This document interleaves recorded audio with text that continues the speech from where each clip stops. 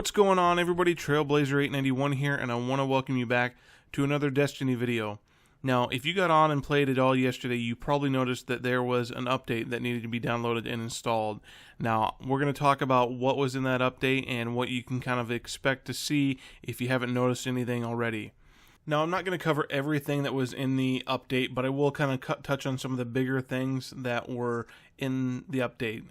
To start off, if you were playing as a Titan and had the Unbreakable perk going, they fixed this because that perk was granting more agility than they had intended originally, so that was nerfed. But if you're playing as a Warlock, the Brimstone perk, that can now be activated while the player is airborne, which is pretty cool. Now let's talk about some of the weapon adjustments. To start off, they have decreased the base damage on the auto rifles by 2%. They have decreased the precision damage multiplier for headshot bonus from 1.5 to 1.25. And then they have decreased the stability, and this one's kind of dependent on the overall stat value of the weapon, but that can be anywhere from 4% to 17%. Now, when it comes to the hand cannons, they did buff this, and they have increased the in-air accuracy on that weapon. They don't have a stat value for that, but that is pretty cool.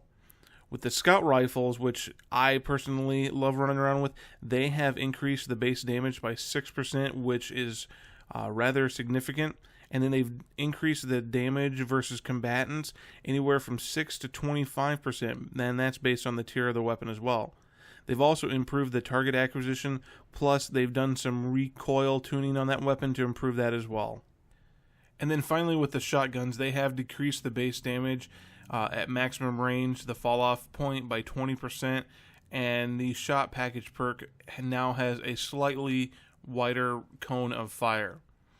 Then with the exotic weapons, especially the Vex Mythoclast, that one, they have decreased the base damage by 34%, which is just a huge decrease for that. So that's been nerfed enormously. Now, they've also made some changes to some of the activities.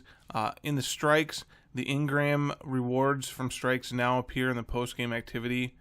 And then this one may make some people mad, but in the Vault of Glass with the Templar encounter, it doesn't sound like you're going to be able to use the hide on the sniper pillar method to beat that.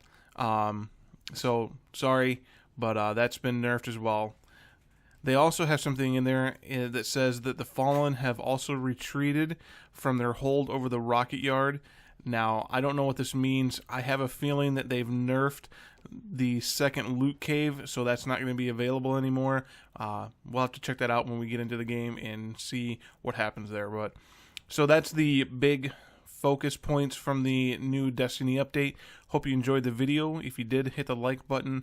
If you'd like to keep getting videos, hit the subscribe button, and I'll catch you next time.